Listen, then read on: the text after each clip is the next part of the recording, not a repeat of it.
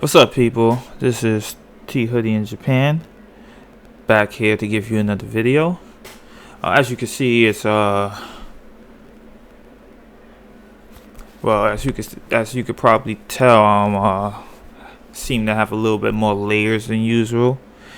Unfortunately, here in Japan, even though it's not as cold as say where I'm from in New York City, nowhere near, or maybe up north in Hokkaido.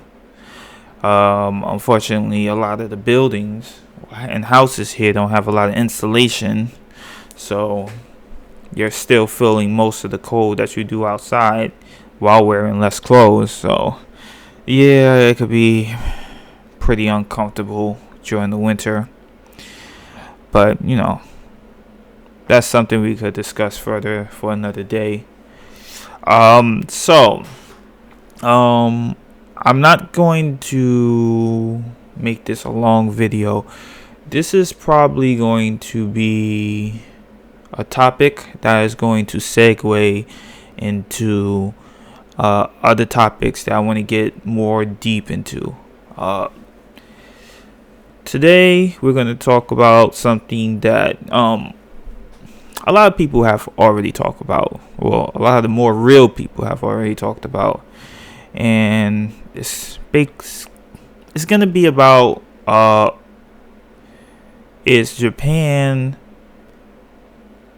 the hype that a lot of people make it out to be? And a lot of people have based like Japan's hype off of its past, because Japan did very good in the 90s and definitely the 80s, and then even a little bit so in the 2000s. And I can't speak for that because I wasn't in Japan at that time. I can only tell you my experience from being here only 6 years. So the question is the hype anywhere that it used to be from now? And the answer is no.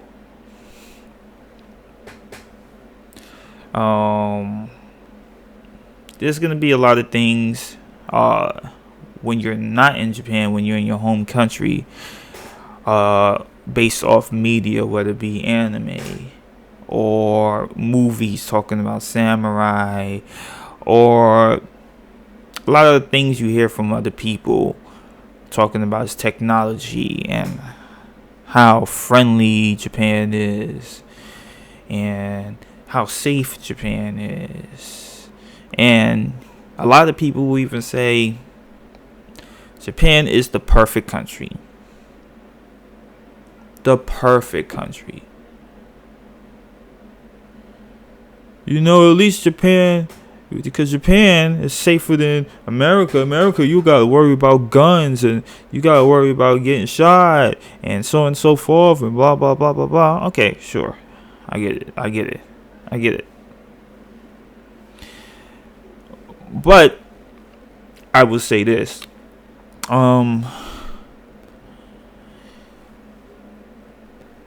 For most people don't do their proper research about Japan. So they hear all the hype, and there's those who will visit. They will come to a city like Tokyo, or maybe some will just go to the country areas and find something beautiful, and they see things that they haven't quite seen before in their own country, and they're amazed by it. Japan is good for its quirks, so they go to places where they see the quirks of Japan, and it's very interesting to them. And you might be excited and you drop your wallet and someone might pick it up for you, or you might try to ask them where to go, and then they seem to go out of their way to let you help you, or what's the word, losing my English vocabulary, who guide you to where you go, seemingly inconsiderate of where they might need to be off to and whether they're in a hurry or not. And when you experience that as a visitor, you got a very good impression. And I think Japan is pretty good with first impressions. And the similar feeling might be for when a person decides to move to Japan. They come in, whether or not they visited before, if they didn't, they'll experience the similar things as a visitor. They might go through some annoyance, the paperwork and so on and so forth, but they don't care about that because they're too focused on getting through all that stuff and enjoying the quirks of Japan. And they'll get settled in their small little house. They get settled into their job, and while doing that, they'll be, after work or whatever else they need to do, they'll go have fun. Enjoy the things that's so quirky about Japan and so quote unquote perfect about Japan that they never had in their home country. However, then it's what a lot of us call the honeymoon phase that goes away. Probably within a few months. Because, you see, when you're living in Japan, it's very different. As a foreigner, you come in prepared with a lot of money to have, and just to have fun. That's all you're doing. You're going there to have fun. Maybe some people may have a bit of a business meeting that they decide to do, or whatever the case. But after all that's said and done, they're there to have fun. But when you move here, you might come here with some money, which would last you, maybe a few months. So at that time, even though you might still have that job, you're not really worried about it. You could go have your fun and so on and so forth. But eventually, even if you have your job in Japan, that money you saved up to move and have fun, you notice it's depleted. And then you notice that you have to go through a lot of obstacles to live somewhat close to your comfortable home life as you in Japan. For example, you need a bank account. You need a phone number. There might be you need internet and telephone. You're gonna need other things that you would normally have in your home country and any other country that you're gonna want in Japan too.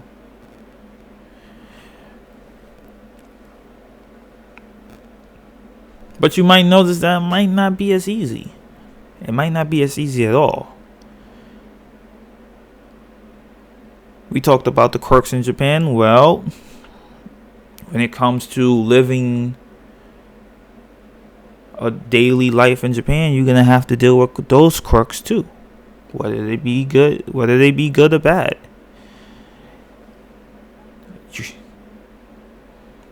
You're going to be having to work some kind of job at least 5 days a week, but it's going to be within the quirks of Japan, not your country. You're going to maybe want some kind of social life, but that's going to be within the quirks of Japan, not your country. And what you're basically going to find is that everything that you want to do, because you're so used to it in your country, is going to be somewhat different here in Japan, because Japan has its own culture. Japan has its own way of thinking.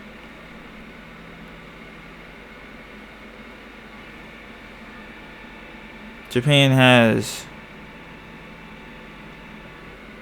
many things that's different from your own country. And some people, they adjust. Some people, they don't. Though some people who don't adjust, it might last months. It might last a few years. It might take time and be 10 years. And then there's a few of us who, we find a way through. But those who find a way through, it tends to be the people who are very flexible, have a very strong will and mentality. They're just determined to find that way. For whatever reason it might be. It doesn't even have to be because they love Japan. They just have their own goals and they are set to stick through it no matter what the situation is.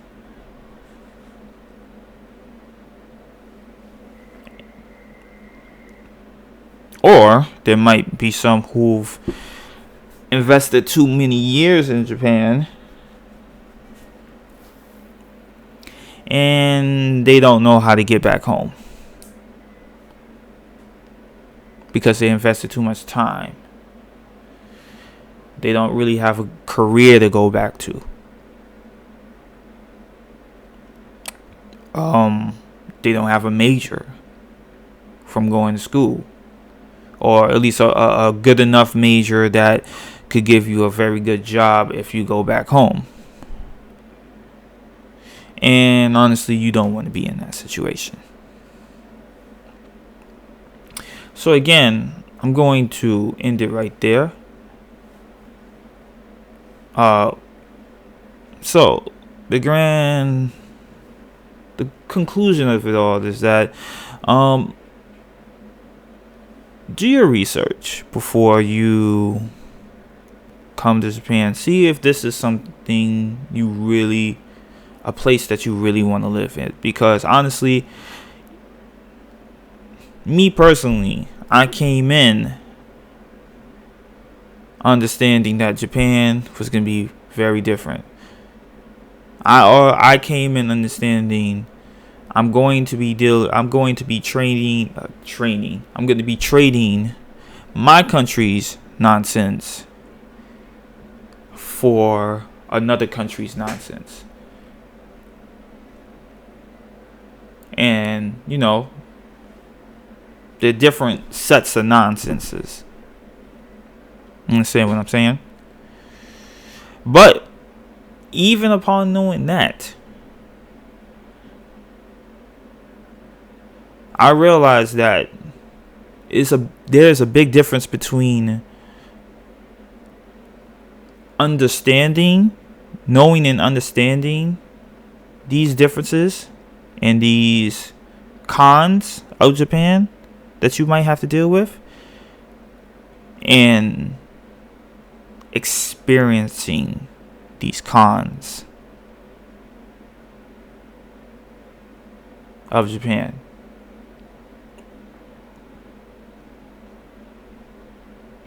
I have a whole different outlook of Japan. Despite being prepared for a lot of this, I have a whole different outlook of Japan, whether it be good or bad. Because again, like I said, Japan has its own way of thinking, have its own perks. It's just a different country. And if you want to live here, you're going to have to find some way to deal with that. And I'm finding my way of dealing with that. Does that mean you have to be Japanese? No. I would recommend not trying to be Japanese at all. Yes, of course, you're going to have to learn the language. You're going to have to understand the culture. You're going to have to respect the culture. But you don't necessarily have to follow it, especially if it makes you uncomfortable. But how exactly to do that, you're going to have to find that way. And so I know I said like maybe 2 minutes ago, I'm going to end it right there. But now I'm going to end it right there. This is T Hoodie in Japan. Be prepared for me to go more in depth about these. I'm going to be probably making a playlist. This being at the top, the intro of it all. And then it branched out into different things. But, we'll see what happens. Just wait for it. We'll just see what happens. Again, T Hoodie in Japan. Hope you enjoyed this video. If you didn't, I'll do better next time, or try to do better next time. Thank you for watching. Please like and subscribe. Out. Peace.